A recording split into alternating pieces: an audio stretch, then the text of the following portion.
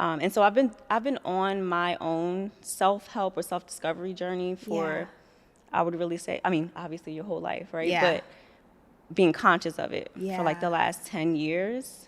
And as I got deeper into that and I started to just kind of take care of myself, I started realizing like you gotta set boundaries. And so when you ask that question of like doing one-on-one and offering services, Yeah. it's like That's I the just have boundary. to, it's a boundary, but I want to do it, Okay. but I have to think of a way to do it so that I'm still being protective of myself. Right.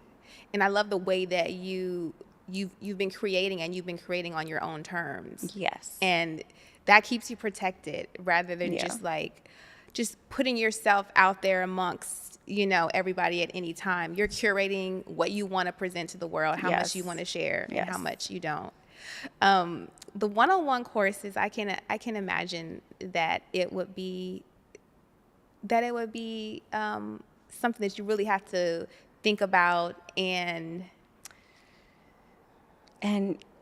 just be prepared, because you don't know what someone's going through. So what part of you wants to do it?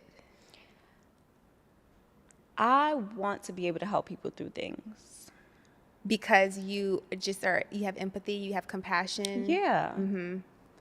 I know what it feels like to feel lost. And that's what I get. I get a lot of people that are like, I relate to your story. I relate to feeling like I want to do these things, but I don't really know how to get out of my head. I don't know how to bring it to life. I don't know, you know what I mean? And I'm like, I remember what that felt like, and I felt so lonely in that part. Yeah. So if I could do something to help them through, and I mean, I know I create these videos and this content, but I'm like, if I could even create like a community, maybe something that's a little more tight-knit where they can find their accountability partner, even if it's not me.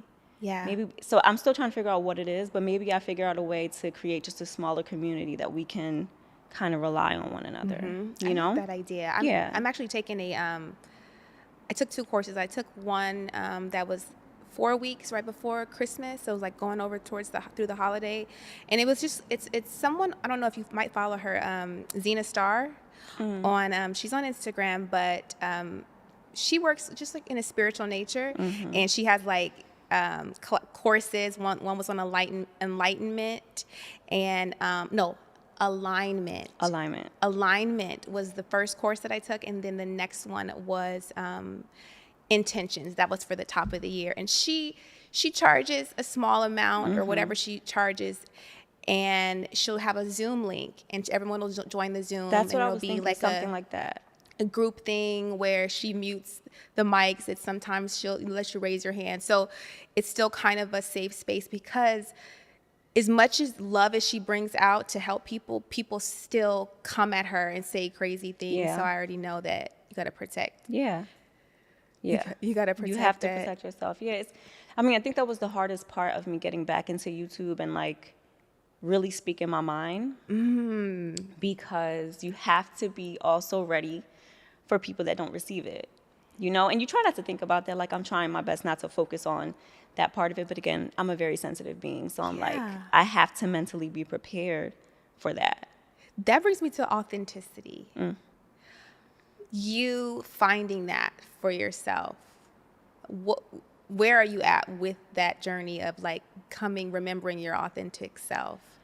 I mean, I don't know if I ever,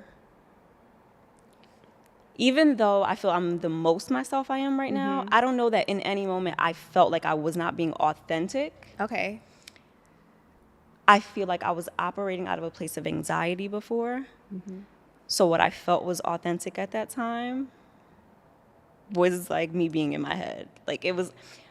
Okay, I get what you're saying. Do you know what I'm trying to say? Yeah, like, it was like a distress response. Yes. Like I thought my anxious self was my authentic self. So sometimes how people are like, that's just how I am. That. Like you're like, I just don't do podcasts. I just don't do, like that was me before. I get it. And so like this now is like me really just trying to just embrace like, this is what I've always wanted to do. But I was like, I just don't do this. Like this is just not for me.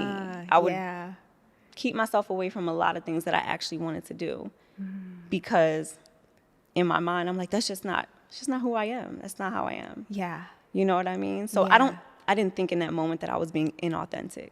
No, it was only after healing through those things and you're really able to look recognizing back yeah and see yeah that wasn't you. right